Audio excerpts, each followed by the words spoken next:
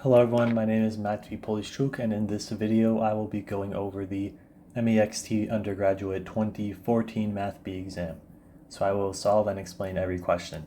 And please note that this is part of a series, and in the Math B 2019 video I gave a bit of extra helpful info at the start.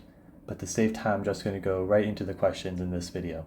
So first is question 1, which says, if the equation square root of 2x squared minus square root of 3x plus k equals to 0, with k a constant, has two solutions, sine theta and cosine theta. Theta is between 0 and 2 pi, then k is equal to blank. So for this question, you probably need to know these two formulas: the sum of roots and the product of roots. So sum of roots is negative b over a, and product of roots is c over a. And this is for a quadratic. You also need to know the Pythagorean trig identities, especially this one, sine squared theta plus cosine squared theta equals to 1. And you can prove these two formulas, sum of roots and product of roots, pretty easily just using the quadratic formula. If you find the sum of both of the roots, meaning the one where the square root is positive and the other one where the square root is negative, and you simplify, you'll quickly see that it equals to negative b over a. And for the product of roots, it's the same idea. You take the positive square root, the negative square root, multiply the two roots together, lots of terms cancel out, and you end up with c over a. So so if we use those, we can find these helpful equations. So right here we have sine theta plus cosine theta, which the question of course says that the two solutions are sine theta and cosine theta. So we have that these equal to negative square root of 3 over 2, which is of course just the square root of 3, negative square root of 3 over square root of 2, which is just the square root of 3 over the square root of 2. And we also have sine theta times cosine of theta equals to k over the square root of 2. So, now to progress, you have to do something kind of clever. So notice, we have sine theta plus cosine theta, and we also have sine theta times cosine theta. And so the question is, how do we put these two formulas together? Well, what we do is we take sine theta plus cosine theta, and we square the whole thing. And so when we expand that, we have sine squared theta plus 2 sine theta times cosine theta plus cosine squared theta. So first off, using the Pythagorean identity, we can say that sine squared theta plus cosine squared theta is just equal to 1. And then also, since we have here sine theta times cosine theta, we can plug in this equation that we found earlier. So what we get is that this equals to 1 plus 2 times k over the square root of 2. And then if you rearrange to find k, you get that k is equal to 1 over 2 times the square root of 2, which is equal to the square root of 2 over 4. And that is the answer to this question. So next is question 2, which says, let a be a real constant. If the constant term of x cubed plus a over x squared all to the power of 5 is equal to negative 270, then a equals to blank. So for this, firstly, you just need to know what they mean by the constant term. And that is a term that does not change regardless of what your x value is. So it's constant because it will always be the same. And the way for that to happen is for the x's to cancel out in the term. And in this case, our constant term will always equal to negative 270. You also need to know how to expand a binomial. So hopefully you're familiar with this triangle. If you watch the other Math B videos on my channel, then you definitely should be familiar by now. But basically, to make this triangle, you start with 1 at the top, and for each row you add the two numbers above it. So this right here is a 2 because the numbers above it are 1 and 1. This is a 3 because the numbers above it are 2 and 1. This is a 6 because there's 2 3s above it, and so on. And the significance of this is it tells you the coefficient of terms when you expand a binomial. So the first level is the coefficients of a plus b to the power of 0. Next row is a plus b to the power of 1, then to the power of 2, 3, and so on, until 5, and which is what we have in our question. So now we can check each term to see if it is a constant. So firstly, we have 1 times x cubed to the power of 5 times a over x squared to the power of 0, and that equals to x to the power of 15. And clearly this varies as x changes, so this is not our constant term. So next we'll do, next we have a coefficient of 5 from our triangle. So our next term will be 5 times x cubed to the power of 4. So the power on the x cubed goes down from 5 to 4. And we also have times a over x squared to the power of 1. So the power on a over x squared goes up from 0 to 1. And here we have 5 times a x to the power of 12 over to the x to the power of 2. So clearly, once again, this term does depend on x, so that is not our constant term. So once again, we do the same thing. We check the next term. This time, the coefficient is 10 from our triangle. The power on x cubed goes down from 4 to 3. The power on a over x cubed goes up from 1 to 2. You expand this, and still we have x to the power of 9 over x to the power of 4. So that means this still isn't a constant term. And then we do the next term. Again, same idea. And this time what you see is we have x to the power of 6 over x to the power of 6. So these cancel out. So this is our constant term, right? Because this term just doesn't have x in it at all, which means that if you change your x value, this term will stay the same. So it is a constant term. So now we know that this is a constant term, and the question tells us that the constant term is equal to negative 270. So we have 10 times a cubed equals to negative 270. And if we just solve for a, we see that it equals to negative 3. And that is the answer to this question. So next is question 3, which says if the functions f of x, which is equal to 3x plus 1 over 2x plus 1, and g of x, which is equal to px plus 1 over 2x minus 3, satisfy the relation f of g of x is equal to x, then the constant p is equal to blank. So you don't really need to know anything specific for this question. You just have to plug in numbers and solve for p by rearranging. So if we have f of g of x, that means that we take f of x and replace the x's in it with g of x. So we get this expression over here, and it is equal to x as is given in the question. So then what I did is I combined the terms in the numerator and the denominator into one fraction each. And then because of this, these denominators cancel out, right? They're both just 2x minus 3. And so we are left with this expression right here.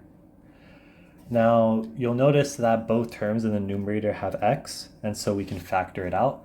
And then we can divide both sides by x. And so we end up, and so now the right side here is just equal to 1.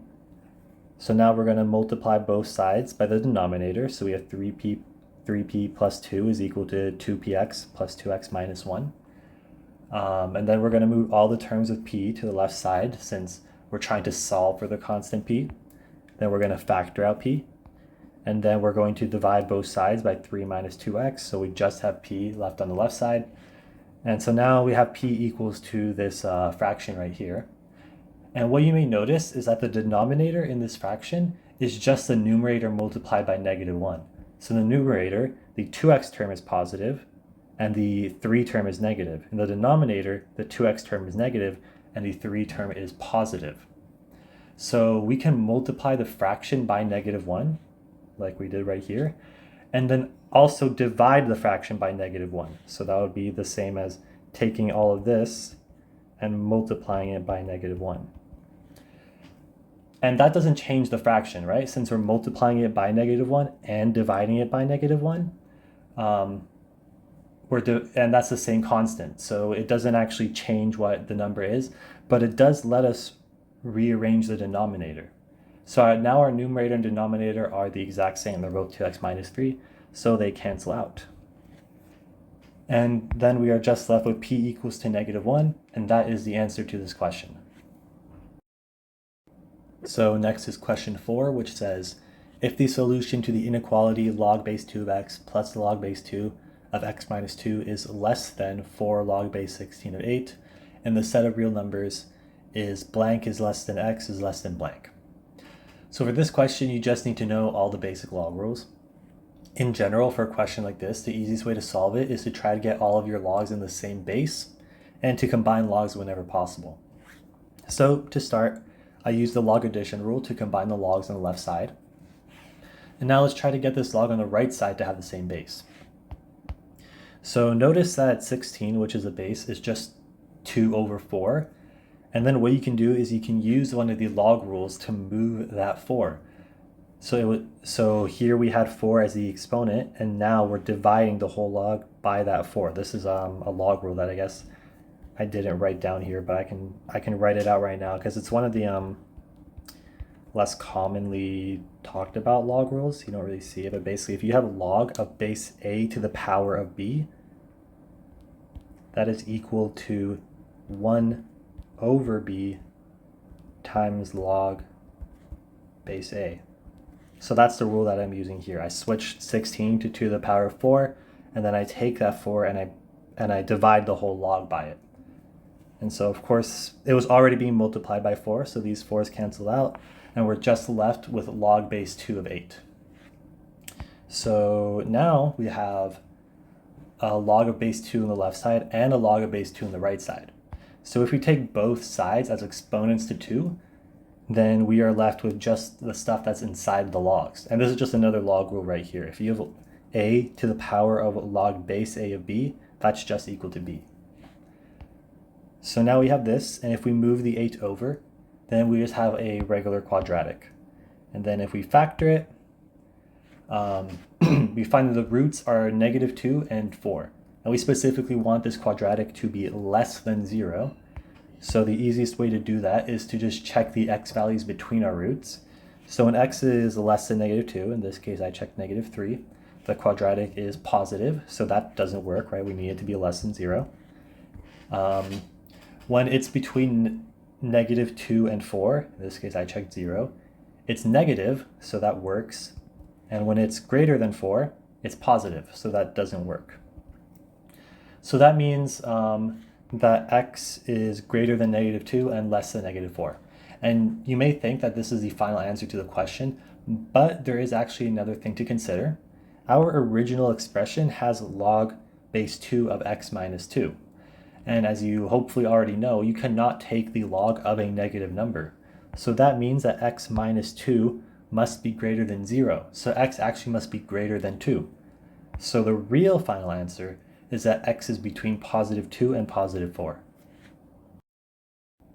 Next is question 5, which says the total number of positive divisors of 600 is blank, and the whole sum of those divisors is blank.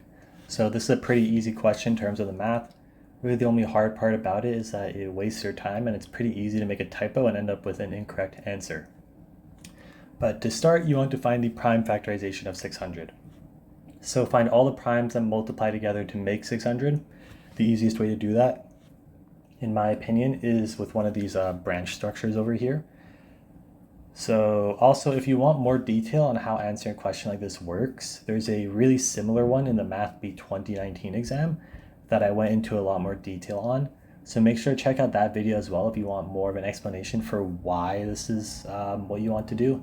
But for this video, I'm just going to go over the steps.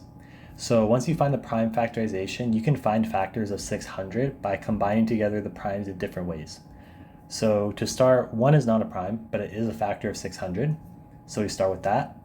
The way I like to keep track of all my factors is by writing the small factor on the left and its corresponding factor next to it. So 1 times 600 is 600. Next, 2 is a prime factor, and it of course multiplies with 300 to get to 600. 3 is also a prime factor, and it multiplies with 200. Next, we can do 2 times 2, or 2 squared, which I'm writing them out over here in order. Since the prime factorization has 2 more than once, in fact it has it 3 times. So 4 is a factor, and that multiplies with 150. Also, I realize that probably for many of you, these factors might be obvious and you don't need to do this, whole exercise of finding the prime factors and multiplying them all together and whatnot. But I'm showing the general steps you would take for any number, which means this would, of course, also work for a less obvious number than 600. Also, if you do this and do it properly, you're much less likely to accidentally skip a factor, which would just get you the wrong answer right away. Anyways, we have 5, then we have 2 times 3, which is 6, and those multiply with 120 and 100. Then we don't have 7 because there's no way to combine our prime factors together into a 7. And to be clear, when I say combine, I mean multiply. we have 2 cubed, which is 8, 2 times 5, which is 10, 2 squared times 4, which is 12, and so on. And this keeps going until we get to 24, and that multiplies with 25 to get to 600. And assuming you started from the bottom and went up and you didn't skip any of the factors, we've now found all of them. If we kept going, the next number we would be checking here is 25, which of course we already just found, since it multiplies with 24. So we'd just be checking a number we already, checked and found before. And that continues to be the case, right? The next factor we would find is 30, but we already found 30 earlier since it multiplies with 20. So basically, if we keep going, we'll be checking factors we already checked. So we have found all of them. And now all you have to do is add up the total number of factors and sum them up. And if you do that, you will find that if you do it carefully, right, make sure to be careful, right, because if you get it wrong, as far as I'm aware, they only look at the final answer. So if you make just a single mistake during your addition and your final answer is wrong, you just get no marks for this question. But if you do it carefully, you'll find the number of factors is 24 and the sum is 1860, and that is the answer to this question. So next is the section 2 question, which says there are two circles C of radius 1 and CR of radius r, which intersect on a plane. At each of the two intersecting points on the circumferences of C and CR, the tangent to C and that to CR form an angle of 120 degrees outside of C and CR. Fill in the blanks with the answers to the following questions. Express the distance d between the centers of C and CR in terms of r. So for this question, you need to be able to draw a diagram of what it's asking. You need to be able to use a derivative to find a maximum or minimum, and you need to be able to find the area of a few basic shapes. You also need to know the sine and cosine rules. So to start, let's draw this diagram. So we have two circles, C, R, and C. C has a radius of 1. So from the center here, this distance is 1. While CR has a radius of r.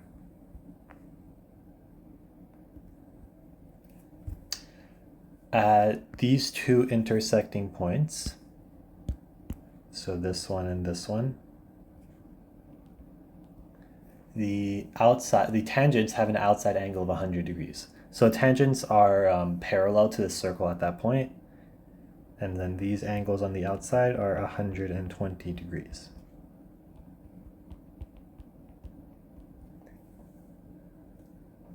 And you may have noticed that, this whole thing is symmetrical along the horizontal here. So if you were to reflect it here, the entire thing is horizontal. So you only need to worry about one half, either the upper or lower half. I'm probably going to focus more on the upper half. Now the question wants us to find d, which is the distance between the centers of the two circles. So it's this distance right here. That is d, which is what we are looking for in this question. And by the way, you'll notice I'm using a lot of different colors. In my opinion, it's really helpful to have many different colors when drawing a diagram like this. So I recommend bringing a bunch of colored pencils or pens with you to your exam. Anyways, you want to find this distance. Right now, this doesn't really look doable, so we need to find some more information.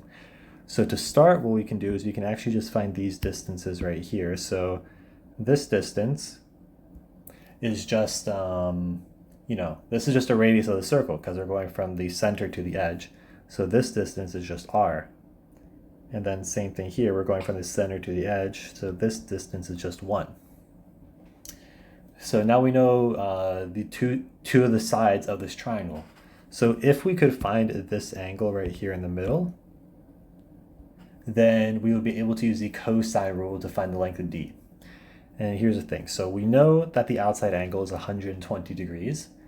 Now next we can use the fact that these sides of the triangle, so r and 1, are just the radius of our circle, while these lines on the outside here are tangents to the circle. And what that means, these lines and the tangents must be at a right angle to each other. So this must be a right angle and this must also be a right angle. And I drew another circle right here just to make that really clear. So this green line at the top is tangent to the circle at the very top, and this red line is the radius of the circle at the same point. And hopefully you can pretty clearly see that the tangent is perpendicular to the radius. So on our diagram, as I saw here, these two angles are 90 degrees. So we can find the angle on the inside here. It's just 360 degrees, which is just the total angle around the point. Then we subtract from it the three angles we found. So 120 degrees, 90 degrees, 90 degrees again. And that equals to 60 degrees. So this inside angle right here is 60 degrees. And so now we have these two side lengths and the angle between them, which means we can find the length of D using the cosine rule. So this is the cosine rule right here. It says that a squared is equal to b squared plus c squared minus 2bc cosine big A. So in this case, instead of a squared, we have d squared, and then b squared and c squared are r squared or 1 squared, and then for our angle, we have 60 degrees. Cosine of 60, or 60 degrees is one of the common special angles, so you have to be able to know how to find cosine of 60. I like to use this special triangle for it, and for 30 degrees as well. And with this, you can see that cosine of 60 is 1 over 2. And then after square rooting both sides and simplifying, we find that D is equal to the square root of r squared minus r plus 1. And that is the answer to the first part of this question.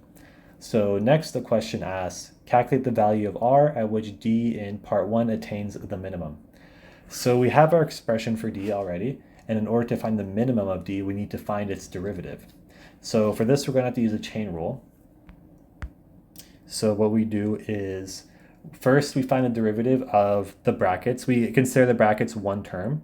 So we don't actually touch what's on the inside. We just consider that as one term, and we use the exponent rule to find the derivative of that. And then we multiply that by the derivative of all the stuff inside the brackets. And so in order to find the minimum of this, and by the way, this is, like I said, it's called a chain rule, and if you aren't familiar with it, you definitely should learn the chain rule before your exam. It's not that hard. It's just something that you need to understand, so I highly suggest searching up like a tutorial on the chain rule. You could definitely find something good online.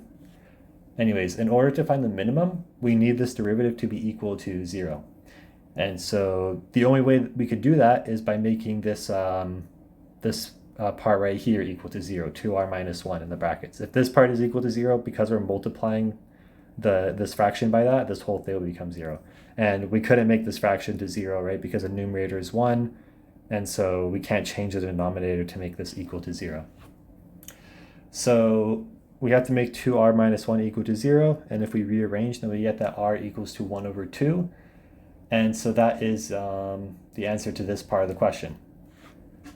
And also, if you're not sure if this is the minimum or maximum, what you can do is simply plug in this value of r for our expression for D, and then plug in any other value of r, and you'll find that this value gives you the smaller answer for D, so that means it is definitely a minimum. Now next is part 3, which asks, in case of part 2, express the area of the intersection of C and CR in terms of the constant pi. So we need to find the area of the intersection of the circles, which, oh, I already have a diagram here. I meant to erase that. That's okay. But anyways, you have to find the intersection of the circles, which is this area over here. So,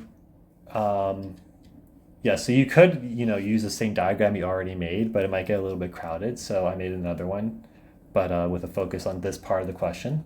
So the question says we are focusing on case 2. That means we already have the radii of both of the circles. One of them has a radius of 1, which is just from the original part of the question. And then the other one has a radius of 1 over 2, which is what we just found. And so like before, we know these distances are the radius, and we also know that this angle on the inside here is 60 degrees. And also we can use our expression for D that we found in part 1. And so we'll find in this case, when you plug in that r is 1 over 2, we find that D is equal to the square root of 3 over 2. And so we have this triangle over here where we know all three sides, and we also know one of the angles. And remember, this whole thing is symmetrical horizontally. So the question is asking us to find this entire area right here. But what we can do is find, just this area at the top and then multiply it by 2. And since the whole thing is symmetrical, that'll get us the right answer. Or, we can also multiply individual steps by 2, which you'll see what I mean by that as I go through this. Okay, so how do we find the area? Well, let's look at the left circle here. So if we found this angle that I've labeled as phi, and let me actually zoom in so that you can see it a bit better. So if we found this angle that I labeled as phi, then what we can do is we can find the area of this entire slice. So we can find all this here up to the edge of the circle. And then if we found the area of this triangle, so let's start from here, it goes straight down, and it would be a right angle triangle. If we found the area of this whole triangle and we subtracted that area from the area of the slice we just found, then we could find the area of just this little part right here.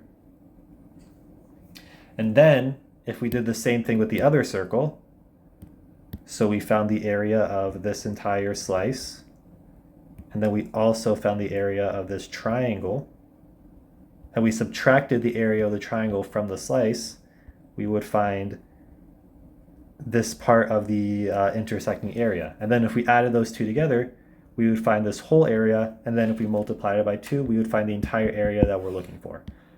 So what that means is, in order to answer this question, we need to find the area of these slices, and we also need to find the area of these triangles. So first, let's focus on the triangles. So for the left circle, we want to find the area of this triangle right here on the left side. And then for the right circle, we want to find the area of this triangle right here on the right side. And so what you'll notice is overall, if we're looking at the entire problem, we just want to find the area of this entire triangle. So we don't need to break it up into two. We can just find the area of the whole triangle in one go. And that's actually good because the thing is we already know all 3 side lengths, plus we know one of the angles. So we can actually find the area of this triangle pretty easy. So you could, in theory, find the base and height of this triangle and use it to find the area. But the thing is, if you know this other formula for the area of a triangle, then it's actually much easier. So there's a formula for the area of the triangle that looks like this.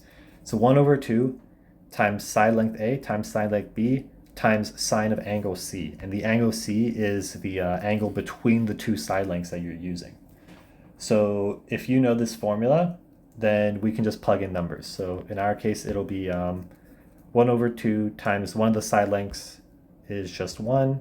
The other side length is 1/2. The angle is 60 degrees, so it's sine 60.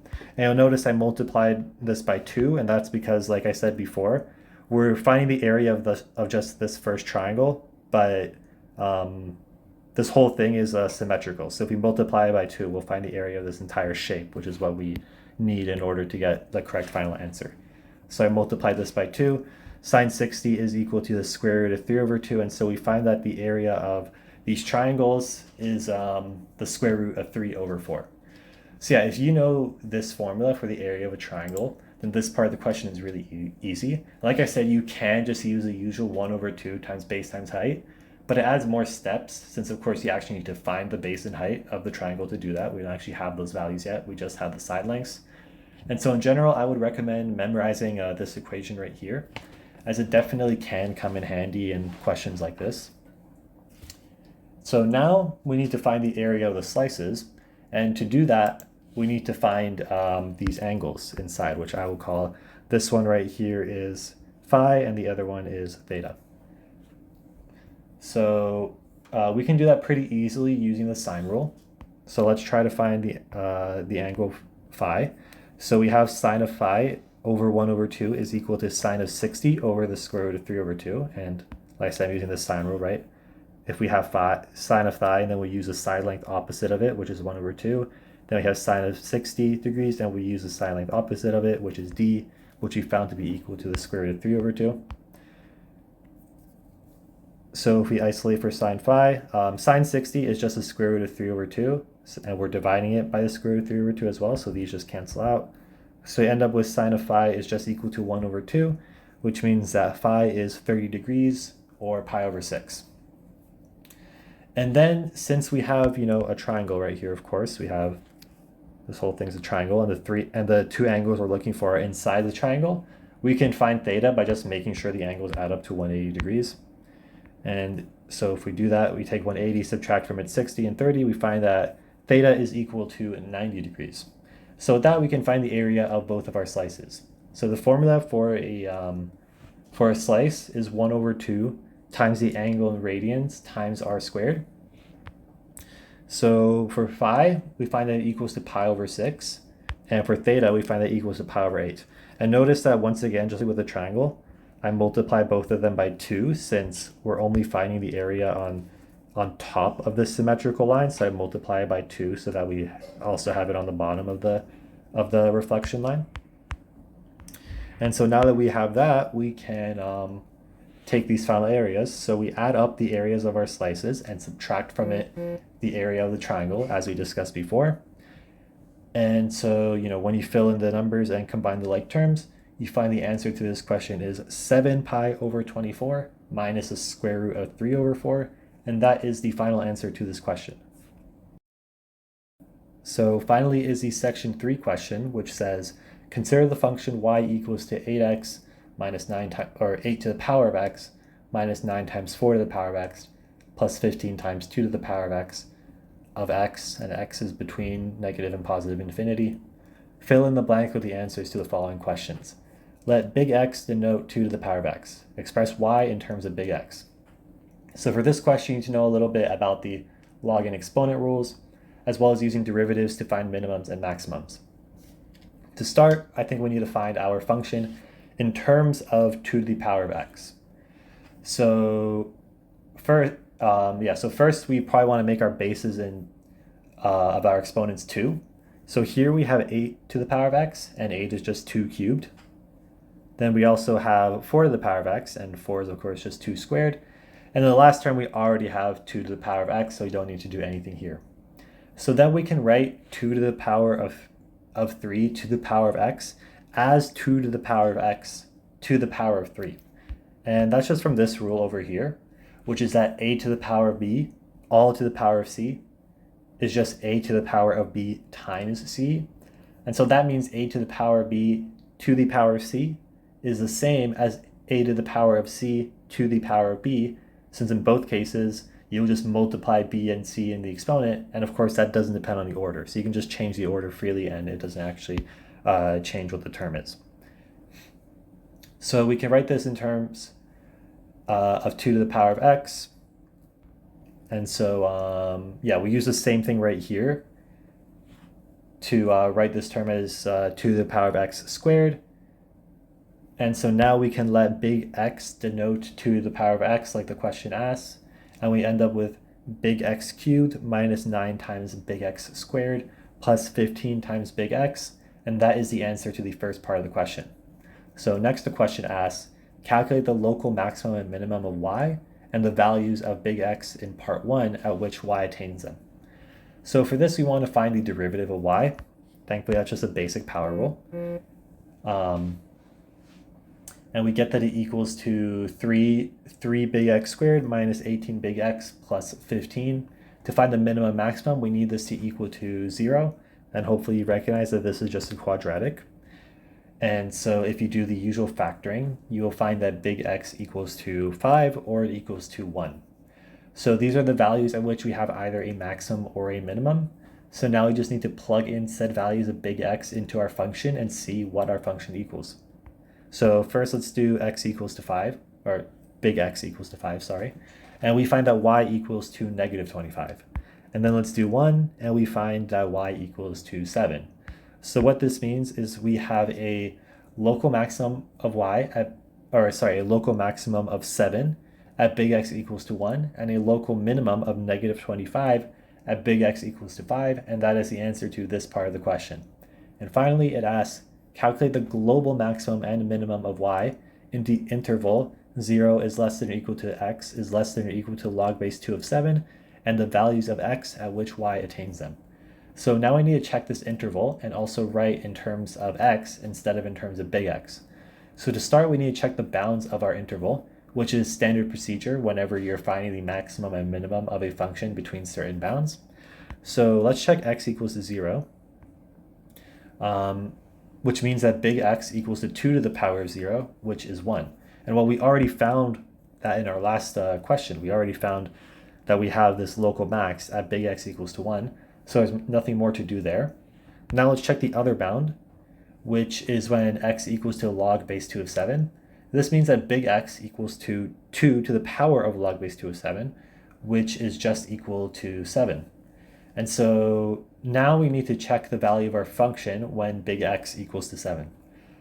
So plug that in, and make sure you're careful with your calculations since the numbers are getting pretty big here. I had to write out the multiplication on paper here to make sure I got everything right. But you will find that when big X equals to 7, meaning X equals to log base 2 of 7, Y is equal to 7, which just so happens to be the same as the maximum that we already found previously at big X equals to 1. We also found a local minimum before at big X equals to 5. And if big X equals to 5, then that means that X is equal to log base 2 of 5, based on the fact that, big X is equal to 2 to the power of X. And so X has to equal to log base 2 of 5. And that's kind of like the reverse of what we did here, right? We had X is equal to log base 2 of 7. So big X is equal to 2 to the power of log base 2 of 7, which is just equal to 7. And so here we basically just did that in reverse, and we found that X is equal to log base 2 of 5. So what that means is that our global max along the bounds given is 7, and it occurs at X equals to 0 and at X equals to log base 2 of 7. And our global minimum is negative 25 at X equals to log base 2 of 5. And that is the final answer to this question. So that is it for this exam. I hope you found this helpful. If you have any questions about this exam, leave a comment and I will try to help you if possible. This is, of course, the last Math B exam provided as practiced by MEXT, at least at the time that I'm making this video. I will now start making videos about the undergraduate physics exams, so be sure to look for those if you need help studying for physics. And if you're writing the MEXT exam soon, then good luck and have a good day.